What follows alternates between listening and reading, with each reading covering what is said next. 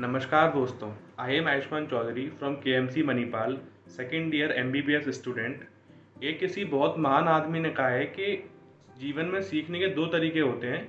एक तो आप खुद से वो गलती करके सीखें, या फिर जिन्होंने पहले वो गलतियां करी हैं आप उनकी गलतियों से सीख लें और अपने लाइफ में उन गलतियों को रिपीट या उन मिस्टेक्स को रिपीट ना करें।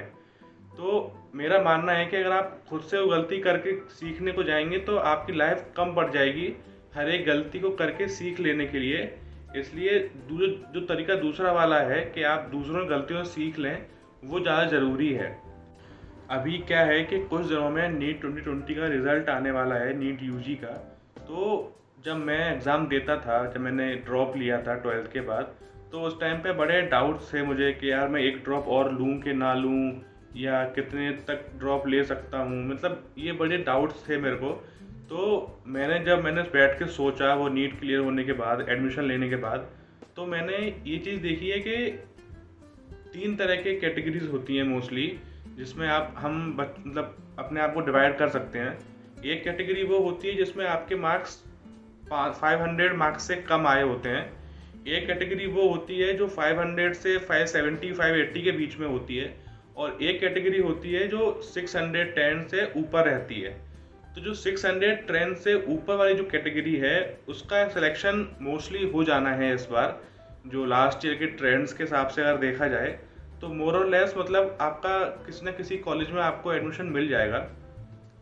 जो सबसे ज़्यादा दिक्कत होती है वो होती है 500 से 570 580 की जो रेंज वाले स्टूडेंट्स होते हैं, उनको सबसे ज़्यादा दिक्कत होती है। उसमें भी सबसे ज़्यादा दिक्कत उनको होती है जो 2 या 3 ड्रॉप ले चुके होते हैं। तो आज हम उन्हीं के बारे में बात करेंगे कि जो मेरा सजेशन उनको क्या है, या जो अगर मैं होता तो मैं क्या करता, उस टॉपिक पे आज बात करेंगे। और अगर आप लोगों को सही लगे तो आप ये वीडियो बाकी लोगों से शेयर करिए और जिसको ज़रूरत है उस तक पहुँचाइए, शायद मैं किसी की हेल्प कर सकूँ। तो अब अगर बात करें, जो सबसे इम्पोर्टेंट कैटेगरी मेरे हिसाब से है वो है 500 से 570 580 के बीच वाली। इसमें क्या होता है, इसमें दो तरह के मोस्टली लोग रहते हैं। एक वो होते हैं जिनको लगता है कि भाई उन्होंने अपना 100% दे दिया है, अब इससे बेटर वो नहीं कर सकते हैं, ठीक है। एक होता है कि उसको लगता है कि यार मैंने इस बार कुछ गलतियां कर दी, मैंने पढ़ाई नहीं करी, या मैंने रिवीजन नहीं किया, या मैंने क्वेश्चन पेपर नहीं किए, अगर मेरे को एक चांस और मिले तो मैं और बेटर कर सकता हूँ। तो अगर आप इस कैटेगरी में आते हैं कि आपको लगता है कि आपने अपना 100% दे दिया है, आप इससे बेटर मतलब कि शायद नहीं कर सकते हैं, या आपको अब नहीं करना है, और आप 2 या 3 ड्रॉप ले चुके हैं, तो मेरे ख्याल से आपको और ऑप्शन सब देखना चाहिए, जैसे कि प्राइवेट की तरफ या BA MS वेटनरी, काफ़ी ऑप्शंस हैं, आप उनकी तरफ देख सकते हैं। क्योंकि देखिए 3-4 साल लगाने के बाद आपको अगर मतलब वो कॉलेज नहीं मिला, फिर आप आगे क्या करेंगे, वो बड़ी एक डिस्टर्बिंग सी चीज़ हो जाती है। अगर आपको कॉलेज मिल गया फिर तो काफ़ी अच्छी चीज़ है, क्योंकि MBBS तो मतलब one of the best thing है। लेकिन अगर नहीं मिला फिर आप क्या करेंगे, वो एक सोचने वाली बात आ जाती है। इसलिए अगर आपको लगता है कि आप कुछ और करना चाहते हैं, या आप ठीक है आपको MBBS नहीं करना, आपने अपना 100% दे दिया, तो फिर आप कुछ और ट्राई कर सकते हैं, वो एक अलग सिनेरियो है। एक अलग चीज़ आती है कि आपको लगता है कि यार शायद मैं एक चांस और दे दूं, शायद मेरा हो जाए, तो आप फिर बिल्कुल जाइए देने के लिए। क्योंकि लाइफ में ना एक रिग्रेट रह जाता है कि यार काश मैं वो चीज़ कर लेता तो शायद ऐसा हो जाता, तो वो चीज़ ना रहे। इसलिए एटलीस्ट 100% दीजिए अपना, उसके बाद होता है नहीं होता है वो एक अलग चीज़ है, बट आप एक ड्रॉप ले सकते हैं। मेरा सजेशन आपको ये है, अगर आपको लगता है कि आप एक ड्रॉप और दे के अच्छा परफॉर्म कर सकते हैं तो।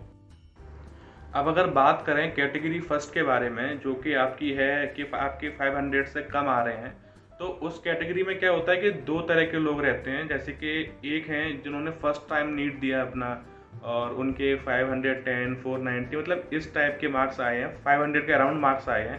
तो उस केस में मैं ये कहना चाहूँगा कि फर्स्ट अटैम्प में अगर आपके मार्क्स 500 के अराउंड आए हैं तो मतलब ठीक है का, मतलब बहुत बुरे मार्क्स नहीं बोले जाएंगे।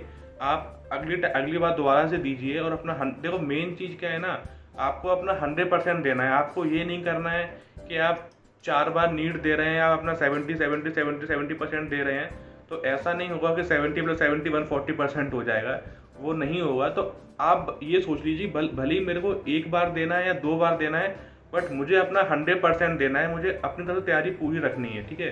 तो अगर आपने एक बार नीट दिया है और आपके मार्क्स 400 के अराउंड हैं तो आप दोबारा दीजिए और इस बार थोड़ी और मेहनत कीजिए, आपका ज़रूर हो जाएगा।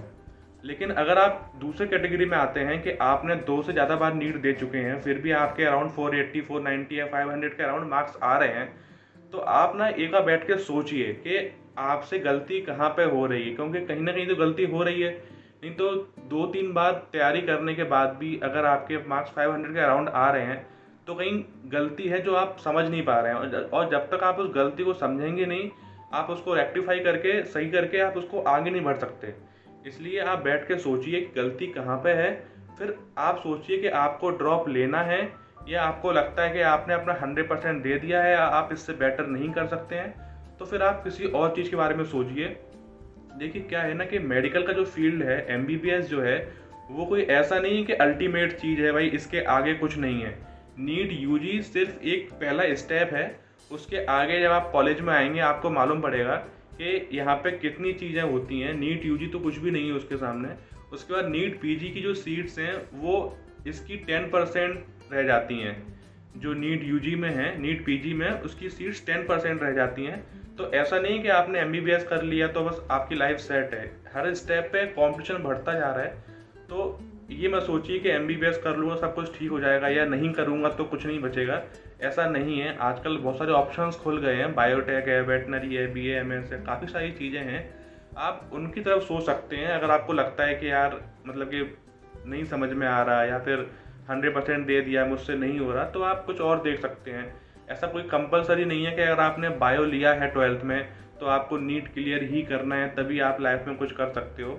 ये गलत परसेप्शन है कुछ लोगों का। और मेरा मानना यही है कि बस जब भी आप तैयारी करें अपना 100% दें। उसके बाद रिजल्ट क्या आता है, आउटकम क्या आता है, उसका वो बाद में देखा जाएगा। बट आपकी तरफ से जो तैयारी है ना वो पूरी होनी चाहिए। आपको अपने मन में यही लगना चाहिए कि यार काश मैं एक अटैम्प्ट और दे देता तो शायद मेरा हो जाता है ना। वो वाली चीज़ नहीं होनी चाहिए आपके दिमाग में कि यार शायद हो जाता। तो ये एक मेरी तरफ सजेशन है आप लोगों को कि बैठ के सोचिए और देखिए कि आप किस डायरेक्शन में जा रहे हैं। आपको तैयारी करनी है दोबारा से, या प्राइवेट में लेना है, या कुछ और करना है। जो डिसीजन है ना आपका कि आपको क्या करना है, वो डिसीजन आपका होना चाहिए। ऐसा नहीं कि मैंने बोल दिया तो आपने वही कर लिया, या किसी ने कुछ बोल दिया आपने वो कर लिया। आपको बैठ के खुद सोचना है। आप अपने पेरेंट्स के साथ डिस्कस कर लो, अपने टीचर से डिस्कस कर लो, लेकिन जो फाइनल डिसीजन है ना वो आपका होना चाहिए, क्योंकि एट द एंड आपको वो चीज़ करनी है। पेरेंट्स आपको सपोर्ट कर देंगे। हर पेरेंट्स सपना होता है कि उसके बच्चे डॉक्टर बने या कुछ अच्छा काम करें, लेकिन इसका मतलब ये नहीं है कि आप खुद को मेंटली डिस्टर्ब करते जाएं और एक ऐसे रास्ते पर चलते जाएं जो आपको कहीं लेके नहीं जाएगा।